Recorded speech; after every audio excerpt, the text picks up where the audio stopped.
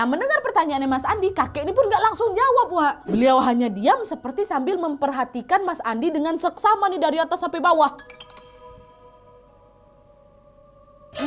Dan tanpa menjawab pertanyaannya Mas Andi, si kakek ini berkata, ayo masuk dulu ke rumah saya, katanya. Kakek ini pun langsunglah membalikkan badannya dan masuk ke dalam rumah yang memang berada di sebelah kiri dari titik tempat Mas Andi berhenti itu.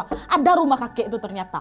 Akhirnya Mas Andi pun mematikan mesin motornya dan membawanya masuk ke halaman rumah si kakek tadi. Nah, pas sudah masuk ke dalam rumah si kakek, wah, rumahnya tuh cukup sederhana kata Bang Andi kan. Dindingnya dari gede atau anyaman bambu gitu dengan pintu rumah yang rendah. Sampai-sampai waktu aku masuk tuh harus nunduk dulu. Nah, persis rumah-rumah khas Jawa zaman dulu lah, Wak. Lantainya pun masih tanah, terus ada 4 tiang penyangga dari kayu di dalam ruang tamunya. Cahaya rumahnya pun remang-remang karena cuma diterangi pakai lampu teplok, Wak. Dan di rumah itu nggak ada perabot lain selain sepasang kursi dan meja kayu. Dah, sesaat setelah masuk ke dalam rumah tadi, si kakek ini pun langsunglah mempersilakan Mas Andi duduk.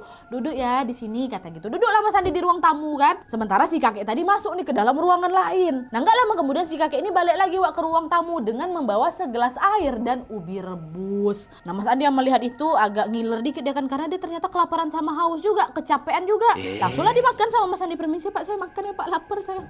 Makan ya ubi itu, diminumnya air yang dikasih sama kakek itu, Wak. Nah, sembari Mas Andi lagi makan ini, si kakek pun mulailah pembicaraan, Wak. Beliau nanya, kowe lagi jalanin puasa apa? Kamu lagi jalanin puasa apa gitu kan. Nah, ditanya sama kakek kayak gitu tuh ya bingung Mas Andi.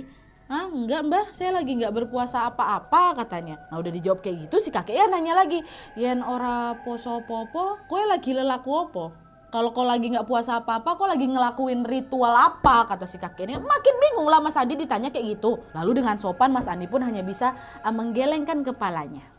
Enggak Mbah gitu kan. Nah, nggak lama kemudian si kakek tadi pun akhirnya menjelaskan lawak sesuatu kepada Mas Andi yang pastinya langsung membuat Mas Andi ini terkejut dan akhirnya menyadari apa yang sebenarnya sedang terjadi ini, Wak. Di mana si kakek berkata, iki duduk alammu le. Untung kowe mau ora bablas rono. Ini bukan alam kau. Untung kau tadi nggak langsung ke sana, kata si kakek. Mendengar perkataan si kakek, seketika Mas Andi ini langsung macam ketemu benang merah atas semua rentetan peristiwa yang baru saja dia alami itu loh, Wak. Dari mulai kabut nyasar kampung ini, HP tiba-tiba error. Dan terakhir dia dengar apa? Suara gamelan dari arah jalan gelap. Saking kagetnya Mas Andi waktu itu, tenggorokan Mas Andi pun macam udah cengklek itu loh, Wak. Udah macam gak bisa ngomong apa-apa lagi aku waktu itu, Nat. Ngantuk sama capek yang aku rasakan pertama tuh udah hilang aja seketika. Berganti sama shock yang teramat amat sangat. Kakek itu pun nambah lagi, yen kowe rono, sambil menunjuk ke arah jalan gelap yang dengar gamelan tuh. Yen kowe rono, kowe ora bakal bisa ketemu anak bojomu maneh, maaf.